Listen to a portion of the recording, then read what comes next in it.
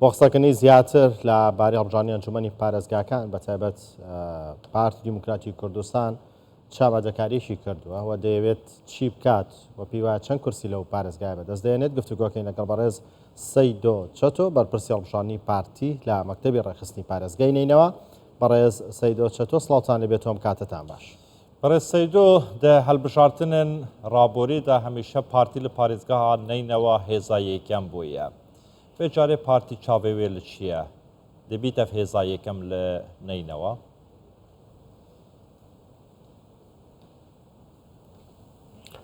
شەف باش ڕاستی وەقتی ئیشارەت بدایی الانتخابات چوین 2021 پارتی لستایەکێ بوو 9 کورسی کرد دەستخۆڤانین سەر ئاستی پارێزگاها نینەوە. ئومید هەیە و متگەشتبینن vê carî ئەم لستا پارتی دیموکراتی کوردستان لستا ئێرادە و تاخی ئەم ببنە یایەکێ سەر ئاستی پارێزگاها نینەوە چونکو ما بەهوەری خەڵکی خۆ هەیە ئەبدەنگ دەرێت خۆ هەینە و بوان کاندیدێت ما هەلبژارتین 52 کاندید اش هەموو چینە وەک لستامەدەینە مە بەهوەری بوانژی هەیە خەڵک دەنگی خۆ بدێتێ چونکو خەڵکی ما لستا پارتی دیموکراتی کوردستان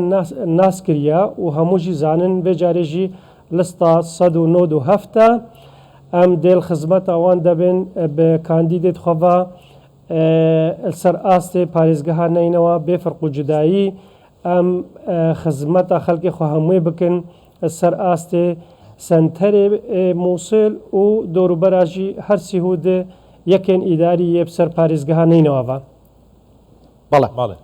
بەڕێز سەیدۆ پارتی لە نێو کاندیدەکانیە بۆ هەڵبژاردننی ئەنجومەنی پارێزگاکان بە تایبەت لە پارێزگای نینەوە تا چەند ڕەچاویەوەی کردووە کە لە نێو کاندیدەکانیە پێکاتی نەتەوەی و ئاینی جیاواز هەبێت واروەها بەشێکی تایبەت یاخو با بڵێ ڕێژێکیش بۆ ئافرەتان هەبێت. بەێ هەکەمبەری خۆ بدنێت 52 مە کاندید هەینە ئەوژی کوردن عەرەبن ئێزیدینە کاکائینەش هەموو چین و تەخێت نینەوە لستا مەدە هەینە هەروسا وەکە لستا بەری نهۆژی دەورا چویژیم ئەو لستا برایەتی و پێکڤەژیان بوو دیسان پێک هاتبوون عەرەب کورد مەسیحی شەباک یێزیدی هەر vê carêjî listama eş hemû pêk hata pêk têt ew heta me çarde kandîdêt Ereb jî heyne eş senterê bajarê Mûsil û ji dewroberê Mûsil wan Ereba jî dît çi firq û cidayî nêvbîna kandîdêt Partî Demokratîk Kurdistan de nînin û bo nimûne berî niha jî li ser lista me lista Partî Demokratîk Kurdistan Ereb wêt fewzîn û bûyîne mureşeh çij ئەنجومەنێ نوێنارانی عراقی ڕە و چش ئەنجومەنێ پارێزگەهێ مووسل و دیالە و کەرکک و وانژیڕە خەڵکێمە تێک هشتە چ چین بێ چه ئاین بێ ئەو زانێ فرق و جدایل با کاندیدێ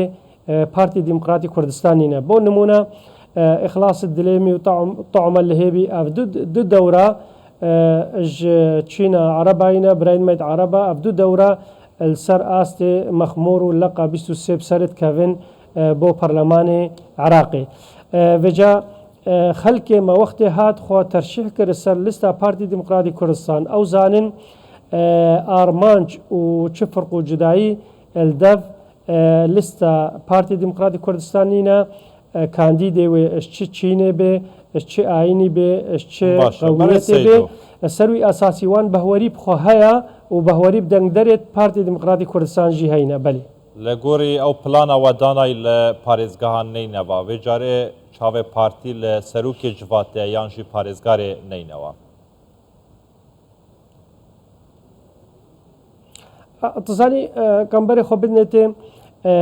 جارێ قۆناغا بەری ئەنجومەن پێک بێت قۆناغەکە کا جارێ هەر لستەک چەند مەقعدا بدەستخۆڤەتینێ هەکەم بەرێ خۆ بدنێ دەورا چویژی سەرۆکی ئەنجومەنی پارێزگەهێ حەسەتا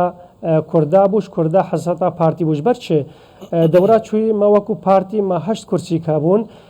لستا برایەتی پێکڤەژیان ئەلگەل برایدمەد ئێکەتیا ئەلگەل کۆتا شەبەکە ئەلگەل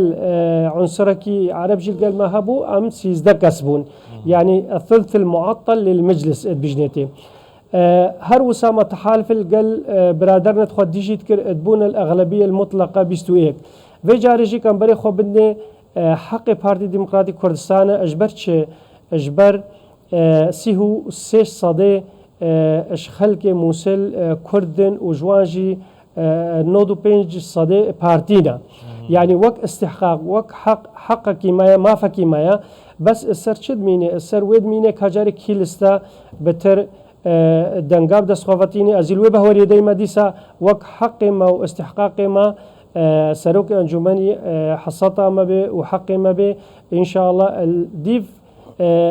دنگ دريت خوا وحصتا خوا ولسه بارتي ديمقراطي كردستان وبترترين كرسي كاب دسخوفيني اكيد وي وقتي او تحالف دي او كتل دي ممنون من تحالف القل لستا برايتي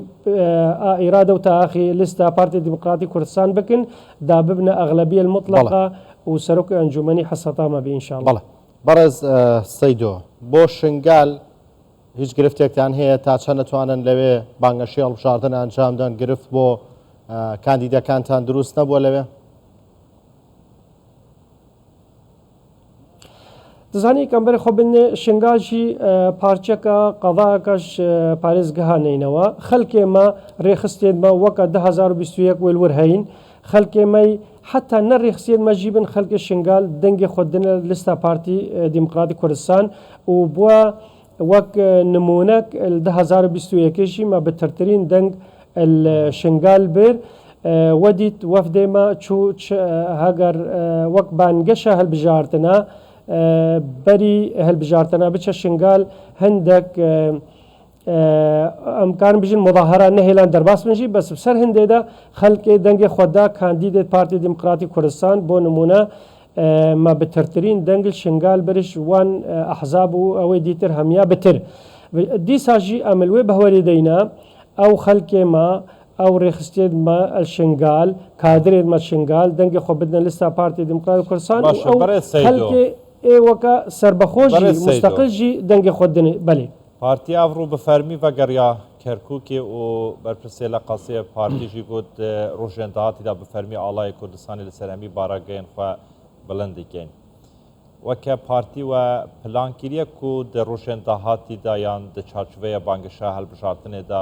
بە فەرمی ڤەگەرنەوە شنگاڵێ ئەو ناوچەیەم و پارتی لێ نییە تزانی کەمبەری خۆ بدنە یاسا و قانونی پارتی دیمقراطی کوردستان بڕێکێک یاسایی شغلی خۆتکە نابێت مەشاکل چێ ببن وەک حەقێکی و مافەکی هەر حەزبەکێ چە بارگایت خۆل کی منطقی ڤەکە کە خەلکی ویل وێ دەریابی پارتی دیمقراطی کوردستان حەقیوان هەیە چە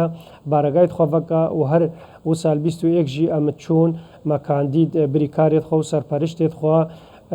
درستی ما مقابله بوانت کرو ما تسجیل کرو